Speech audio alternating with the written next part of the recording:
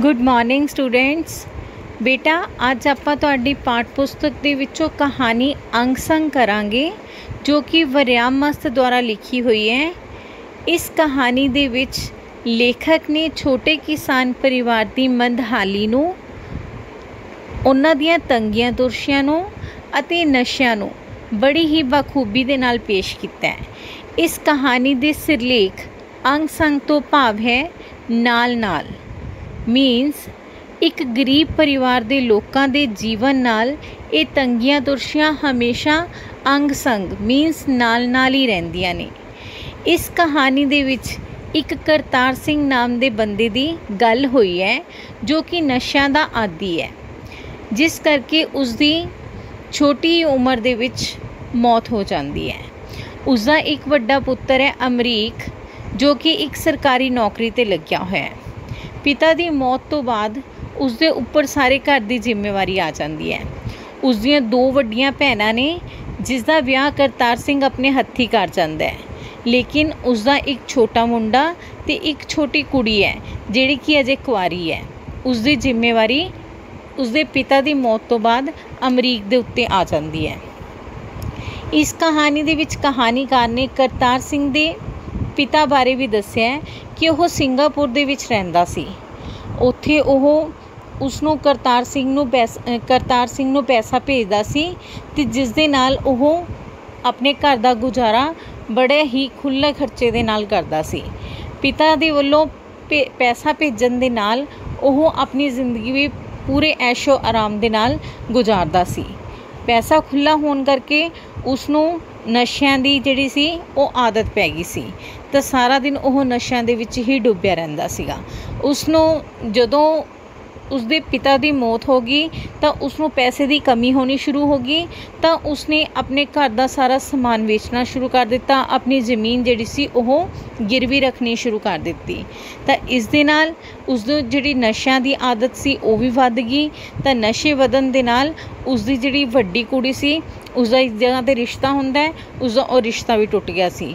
लेकिन अपनी कुड़ी का रिश्ता टुटन का उसनों कोई अफसोस नहीं हुंदा, क्योंकि वह नशियां दा आदी सी, वह नशियां दे विच ही गुच रहिंदा सीगा। जिहड़ा उसका बेटा सी अमरीक वह बाहर सरकारी नौकरी लग्या होया सी। वह अपने घर अपनी नौकरी दे विचों पैसे इन्हां नूं घर भेज दिंदा सी ते उसनूं लेकिन घर तो कोई वो नहीं सी हुंदा भी घर मेरे की चल रहा है की नहीं चल रहा। उसनूं अपने पिता के नशियां बारे भी कोई एहसास नहीं सीगा भी मेरा पिता नशे करदा और नशियां की आदत दे विच ओह अपने घर दी सारियां चीज़ां अपनी जमीनां जायदादां सारियां की रख रहा है गिरवी रख रहा है। जदों उसके पिता की मौत हो जाती है तो उस तो बाद जो अमरीक इत्थे आंदा तो अमरीक नूं सारी असलीयत का पता चलता है कि मेरे पिता ने नशियां की हालत दे विच मेरी माँ दे नाल भी, उसकी माँ का नाम जगीर कौर सी, भी माँ दे नाल भी उसने बुरा सलूक किया। कई बार उसनूं माँ नूं गहनिਆਂ दे पिछे गहने देन पिछे भी कई बार कुटमार करदा रहा सीगा। और मेरी कुड़ी जिहड़ियां उहदी भैणां सीगियां भैणां दे साक भी उसदे टुट गए सीगे। और कई बार ओह मतलब बर्तन तक भी बेचण वास्ते नशे करन लई बर्तन तक भी बेचण लई ओह दुकानां ते जांदा रहा सी। तां इस तरह दीयां चीज़ां सुनन दे नाल मतलब इस तरह की असलीयत जो उसनूं पता चलता है कि मेरे पिता इन्ना ज़्यादा नशियां दे विच वो सीगा, तो वह अपने आप दे उत्ते बहुत शर्मिंदगी महसूस करता है। तो ऐसी असलीयत जानन तो बाद उसनूं इस तरह लगता है कि घर का मुखी है जिहड़ा वो वेले सिर ही चला गया। तो टब्बर जिहड़ा उन्हां दा टब्बर हुंदा सारा परिवार जिहड़ा हुंदा है, तो सारा परिवार अपने इस मतलब जिहड़ा मैंबर घर का मुखी चला जाता है तो उसके जान तो बाद अपने आप को सुरखरू यानी कि सुखी होए महसूस करते हैं कि अगर साडा ये घर का जिहड़ा मैंबर जिंदा रहिंदा तो उसने अपने जिंदे जी अपने नशियां की हालत दे विच सारा घर परिवार दी किन्नियां चीज़ां उसने वेच दित्तियां सीगियां, किन्नी उन्हें जमीन उसने वेच दित्ती सी, किन्नी जमीन उसने गहने रख दित्ती सी ते घर की कोई भी चीज़ उसने बचाई नहीं सी। और घर दे एक एक बंदे जिहड़े सी वो करजे दे विच डुबो के रख दिते सी ते वेले सिर वो चला गया। तो इसते ओह ना हो खुशी महसूस कर रहे सी ते ना हो उसदे गए दा दुख महसूस कर रहे सी।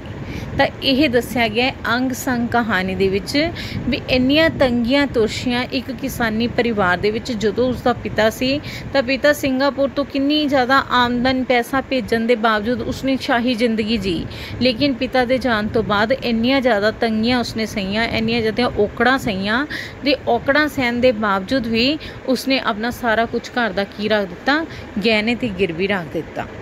ਗਹਿਣੇ ਗਿਰਵੀ ਰੱਖਣ ਤੋਂ ਬਾਅਦ ਉਸਨੇ ਆਪਣੇ ਪਰਿਵਾਰ ਦੀ ਕੀ ਕੀਤੀ ਹੈ, ਇਸ ਤਰ੍ਹਾਂ ਆਪਣੇ ਘਰ ਦਾ ਗੁਜ਼ਾਰਾ ਕੀਤਾ ਹੈ। ਤਾਂ ਇਹ ਹੈ ਬੇਟਾ ਕਹਾਣੀ ਅੰਗ ਸੰਗ ਦੇ ਵਿੱਚ। ਅੰਗ ਸੰਗ ਮੀਨਸ ਨਾਲ ਨਾਲ, ਇੱਕ ਗਰੀਬ ਪਰਿਵਾਰ ਦੇ ਨਾਲ ਨਾਲ ਇਹ ਸਾਰੀਆਂ ਤੰਗੀਆਂ, ਇਹ ਸਾਰੀਆਂ ਤੋਸ਼ੀਆਂ, ਇਹ ਸਾਰੀਆਂ ਮਤਲਬ ਮੁਸ਼ਕਿਲਾਂ ਔਕੜਾਂ ਜਿਹੜੀਆਂ ਇਹ ਨਾਲ ਨਾਲ ਰਹਿੰਦੀਆਂ ਹੀ ਰਹਿੰਦੀਆਂ ਨੇ। ਇਸ ਕਰਕੇ ਉਸ ਦਾ ਸਮਾਧਾਨ ਹੈ ਜਿਹੜਾ ਉਹ, ਅਗਰ ਤੁਸੀਂ ਮਜ਼ਬੂਤ ਹੋ ਕੇ ਇੱਕ ਚੰਗੇ ਹੌਸਲੇ ਦੇ ਨਾਲ ਕਰੋਗੇ ਤਾਂ ਤੁਹਾਡੀਆਂ ਔਕੜਾਂ ਦਾ ਸਾਹਮਣਾ ਜਿਹੜਾ ਉਹ ਅੱਛੀ ਤਰ੍ਹਾਂ ਹੋਏਗਾ। ਅਗਰ ਮੁਸੀਬਤਾਂ ਦਾ ਸਾਹਮਣਾ ਇੱਕ ਨਸ਼ਿਆਂ ਦੇ ਨਾਲ ਕਰੋਗੇ ਤਾਂ ਨਸ਼ੇ ਜਿਹੜੇ ਉਹ ਬੰਦੇ ਨੂੰ ਬਰਬਾਦ ਤਾਂ ਕਰਦੇ ਹੀ ਕਰਦੇ ਹੈ, ਔਰ ਇਸ ਤੋਂ ਇਲਾਵਾ ਘਰ ਪਰਿਵਾਰ ਨੂੰ ਵੀ, ਚੀਜ਼ਾਂ ਨੂੰ ਵੀ ਕੀ ਕਰਦੇ ਹੈ, ਬਰਬਾਦ ਕਰ ਦਿੰਦੇ ਹੈ। ਠੀਕ ਹੈ ਬੇਟਾ ਜੀ, ਥੈਂਕ ਯੂ।